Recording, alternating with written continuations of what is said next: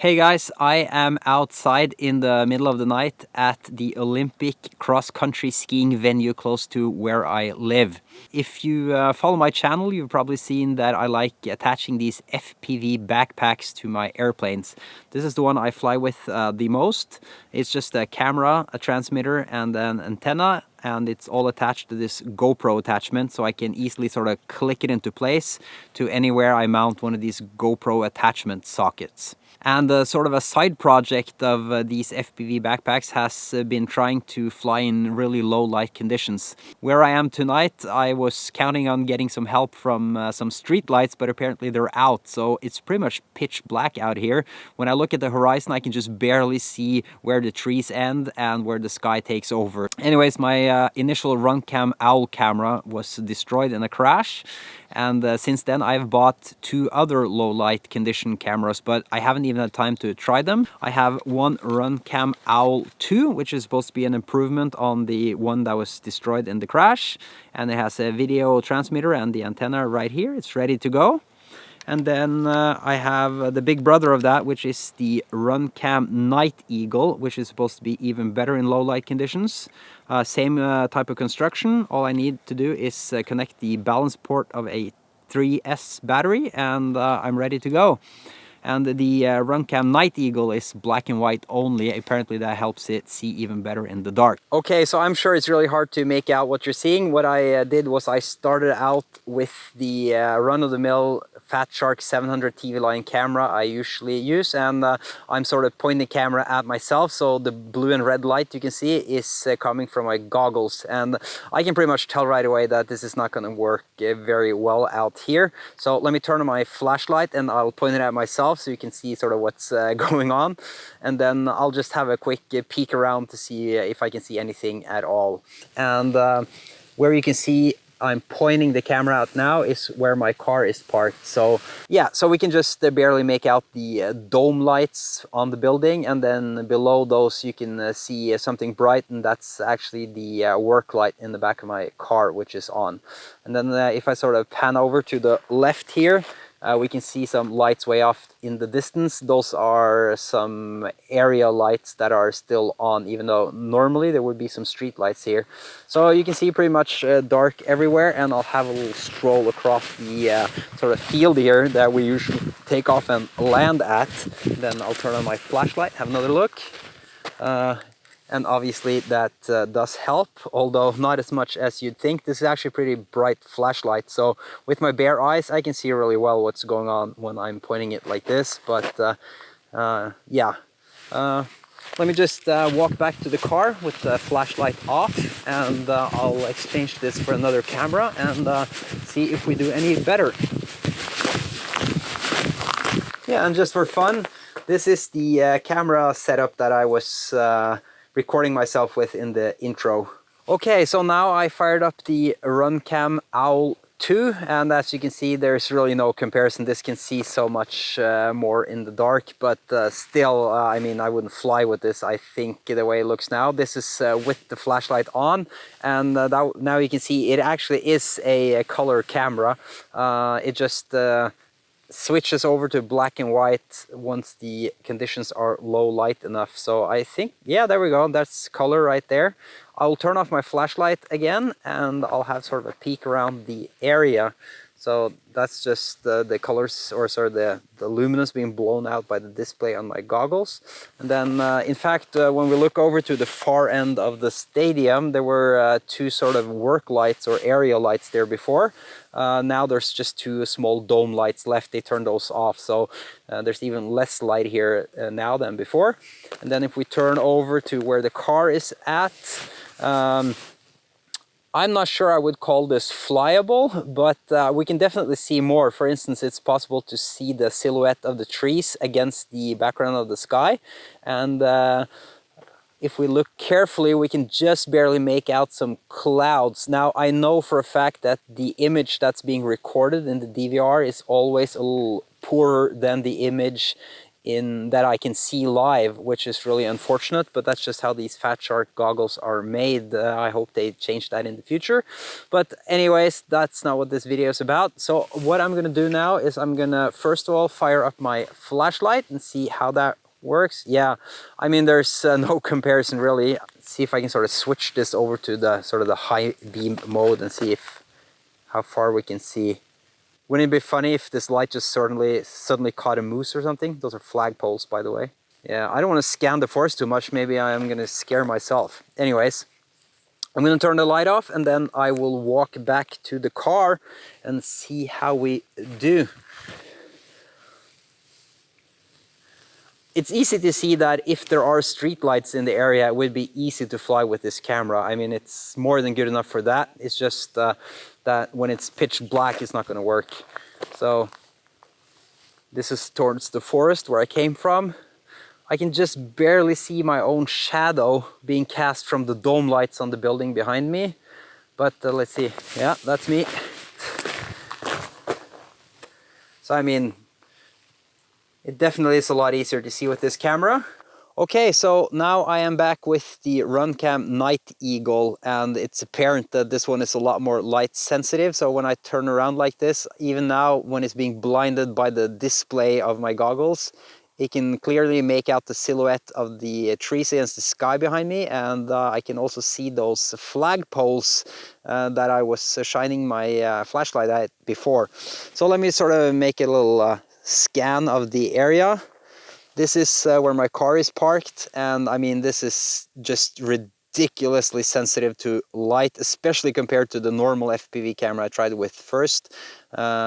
I'm hoping this can be seen as clearly in the recording, but live anyway, I can make out stars, I can make out the skies, the silhouette of the trees, that's no problem. I can even see trees in the forest kind of behind the building over there, and making out my car is no problem at all. And then I scan over to the left, and that's where those work lights were on before. And you can definitely see the reflections of the city lights sort of in the valley down below me, coming from the skies up there, or the clouds. I hope you enjoyed this sort of informal test of these low light level cameras. I have decided against flying here. It's just so dark out here that even if I could take off and land using some lights on the ground, I don't think it would be a lot of fun actually. It would just be a whole bunch of dark forest and then maybe some city lights way over in the distance. But I have concluded that both the Runcam Night Owl 2 and the Runcam Night Eagle would be perfect in any area where there are some light sources nearby. I mean, this place right here is pretty much pitch black now if I go out of these tiny little sort of dome lights that are mounted on the wall here. But if one were to go to maybe a park where there's a street with street lights nearby, or maybe a deserted field somewhere where there's some work lights from a farm kind of over in the distance, I'm sure places like that would be ideal for using these cameras, and I will be trying that out in the future. Thanks for watching! Bye-bye! Hey guys, new evening with new possibilities. I am actually back to where I shot my first night flying video. I've been to this area a ton of times, also during the daytime. I have a bunch of videos from this place. It's a really nice place to fly actually. And for testing out something for the nighttime, it's perfect because there are street lights on 3 sides of the area, so it's really easy to orient yourself in the air. But at the same time, the materials that make up the ground here are very dark in color, and this is fall, so there's no snow out yet, so no reflective materials in the area. So it should be fairly dark in the middle back where I want to fly and try out my FPV nighttime backpacks. So I'm just gonna strap those onto a FMS Easy Trainer and fly some laps, and I'll share my experiences with you.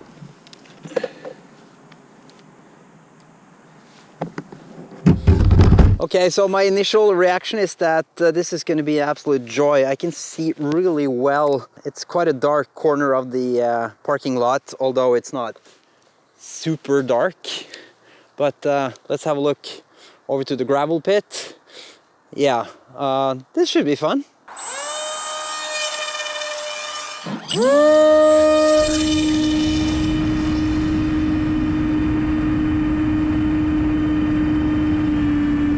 So I mean, it quickly becomes apparent that if there were no surrounding lights here, this camera wouldn't be enough to be able to provide a good image, but fortunately there are a lot of lights here, so it's no sweat at all.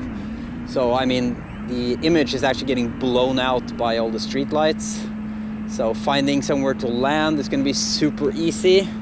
And then I don't know if I mentioned this, but I started off with the Runcam Night Owl 2, and then I'll be using the Night Eagle later on, which should be even brighter. Now this camera is supposed to give a color image, and it does in daylight, but it cuts out the colors to make it even more efficient in low light conditions that we have here now.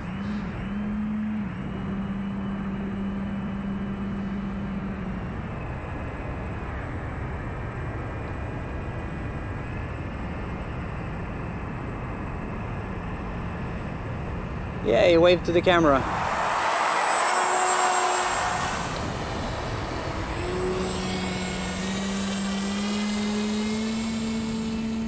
If there were no lights here, it would definitely be too dark, and I could see that really well yesterday when I tried at the other location that was completely dark. 5 minutes.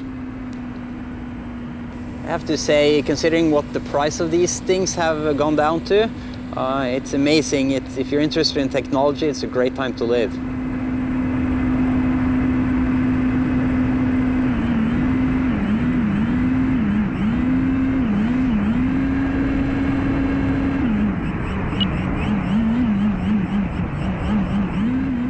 Now, I've flown here quite a few times in the past, and it seems to me that this area is not great for 2.4 gigahertz or 5.8 gigahertz. It's probably just that it's so close to civilization that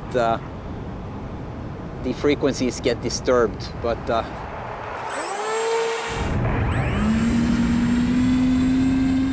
it's quite normal if you're close to a city center somewhere.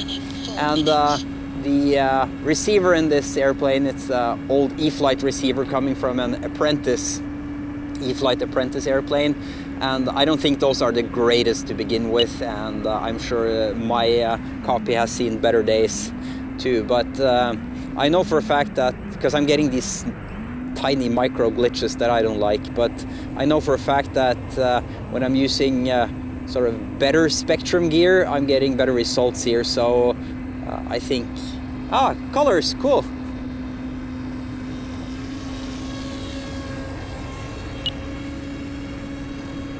So back to my micro glitches, I don't like it, and it tends to be in this corner over here every time with a lot of airplanes. So there's probably some disturbance or reflections in that area.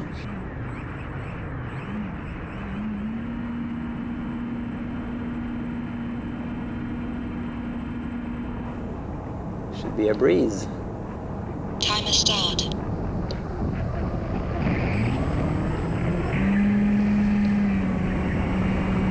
Throttle cut.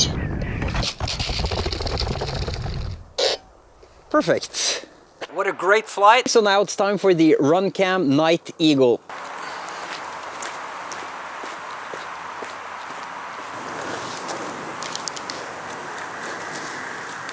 Timer start.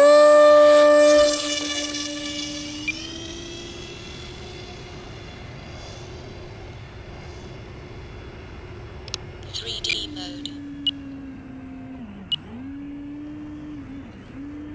Stabilize mode.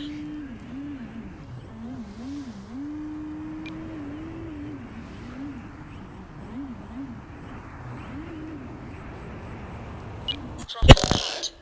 I'm gonna have to analyze this a little more later. I'm gonna just go and see if I can get my plane and my pieces. It just went down on this empty lot.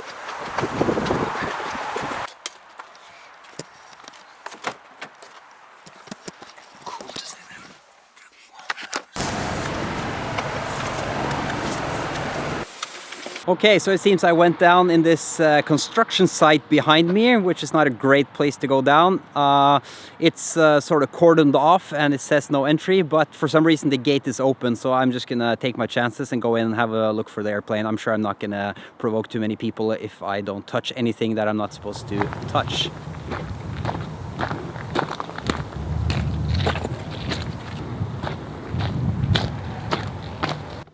Yeah, I think I see it over there now. I see something white all the way over in the background.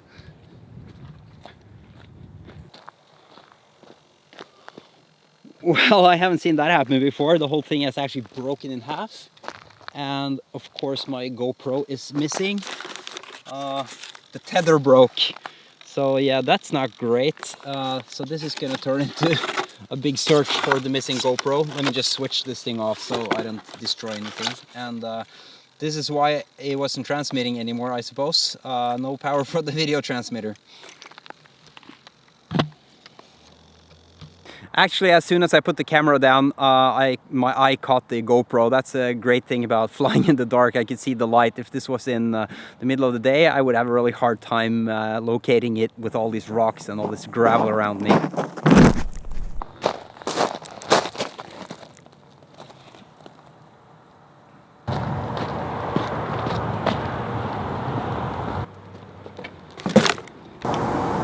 Okay, so I really don't want to hang around there any more than I have to. I'm gonna throw this thing in the car and get out of here.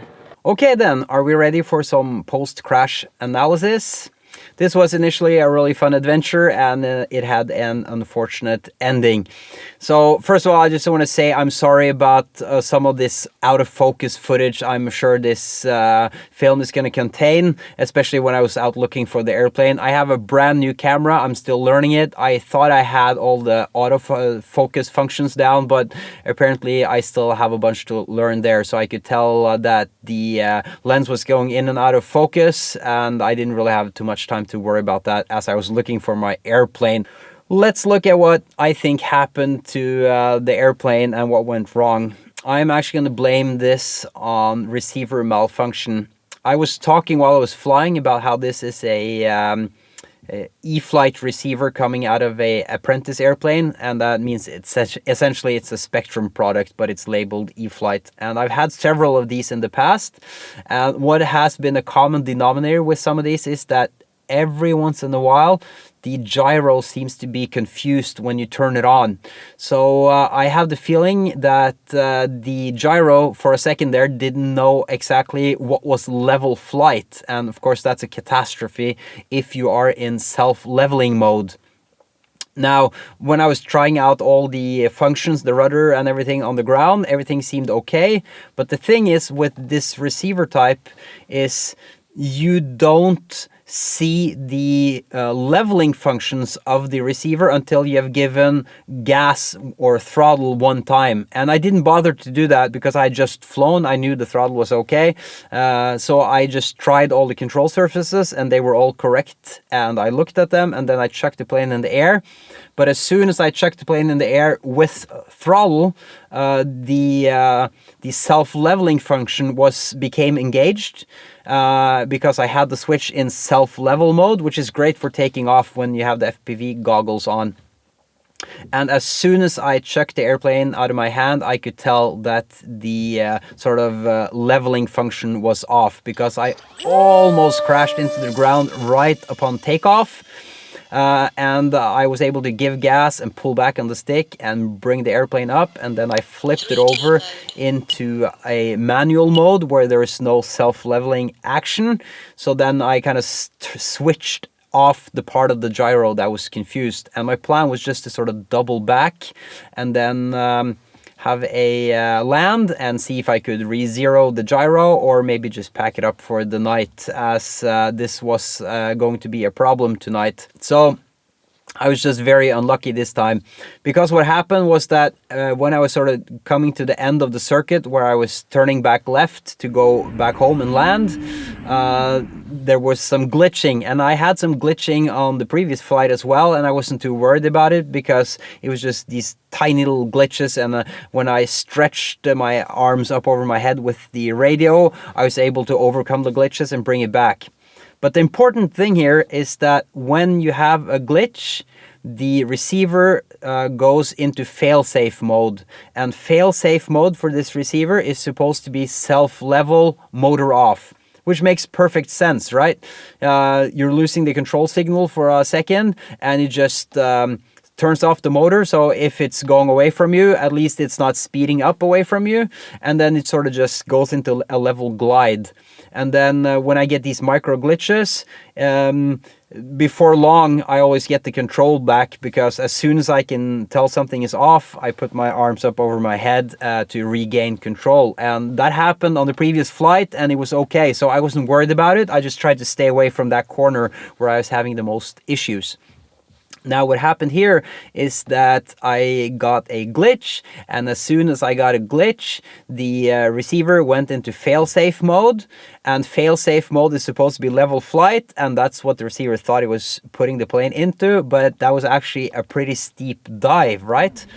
So I was stretching my arms up high as I could bring them to sort of make the signal travel as well as it could towards the plane. But of course, as soon as the plane goes into a nose down dive, I'm losing altitude really quickly, and these mounds or piles of dirt between me and where the plane was quickly became the horizon, and the plane was going down behind it. And I thought I had it.